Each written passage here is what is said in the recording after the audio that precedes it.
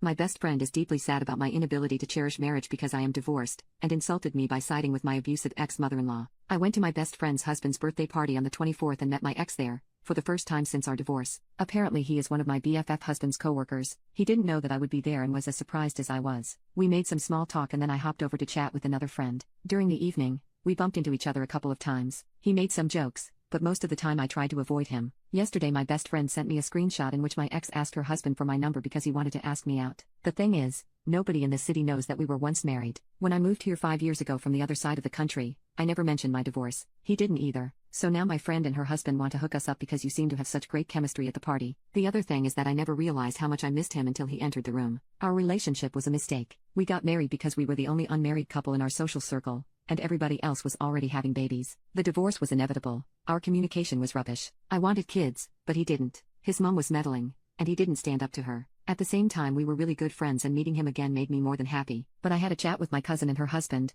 who are spending Christmas and New Year's Eve with me, and they told me not to overreact and that being nostalgic for the things that could have been was natural during the holidays. So now I am debating to meet him, talk to him and be done for good, but the risk of catching feelings again is high. Update. Shortly after posting and before answering my best friend's message, I ran into my ex in the supermarket. We had a short talk. Everything was collegial and since I did not want to jump to conclusions without talking to him, we went for coffee afterward. Long story short, we agreed to stay at a friendly level, for our own good. He apologized for things he did/didn't do during our marriage. Then we discussed our friends. What some people asked in my op was why I never told my best friend about our marriage. The reason is that she might be one of the kindest people I know, but she is quite religious and extremely against divorce. In her eyes, you should better sacrifice your happiness for the benefit of others, so getting a divorce is the coward's way out. It means you don't deserve love. Her mother-in-law treats her like scum. Her husband stays quiet because she is glad that gave her the most important thing in her life and rather endures the rants and boundary stomping. So telling her about my divorce would have resulted in one of two scenarios. A. She'd never talk to me again because I unalivied the idea of marriage, or B. She'd try to get me back with my husband. Some days ago,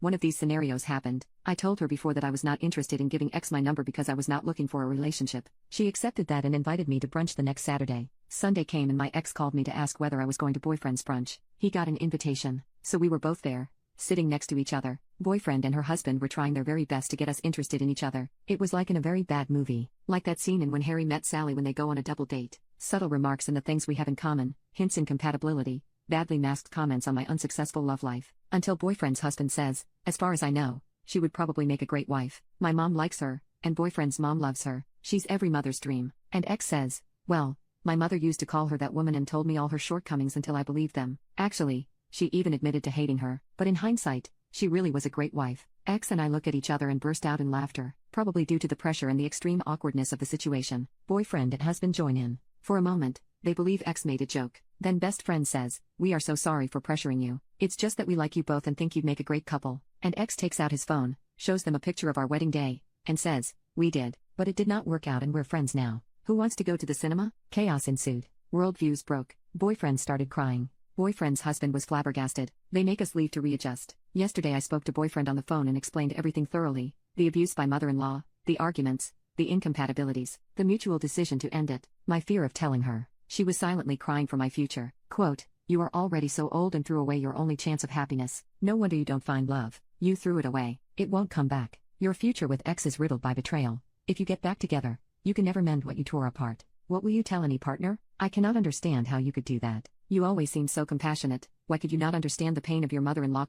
She lost her son to you. You did not respect her wishes and did not listen to her. I'm sure she loved you like a daughter, but you were not ready. That's when I said goodbye, had to go, see you, and questioned my 5-year friendship. I talked to my mom, to my cousin, and even to my ex. They all recommend that I should give boyfriend some space. I feel worse than after my last breakup. Update. Regarding her possible frustration/projection, I really acted as her therapist for the whole 5 years of our friendship and realize now how codependent and slightly toxic this relationship was. This is something I have to get over, and though I'm a rather introverted social mess, I really need to look out for new friends who are not as prejudiced. I told one of my colleagues the Cliff's Notes version of the conflict, and she divorced and remarried, told me to join her feminist knitting and sewing group. Yay, that's the first step. Ex has a similar problem now. My friend's husband told their mutual friend group that ex had loose morals and might be a bad influence. Because this is kindergarten, some of them blocked ex on social media, some asked him what crime he committed, and only one told him that a boyfriend's husband is extremely overreacting and B, he still wants to hang out with ex no matter what. So we're now in the same find friends boat. My friend's husband asked his boss this morning if he could arrange it so that he did not have to share an office with ex anymore. So yeah,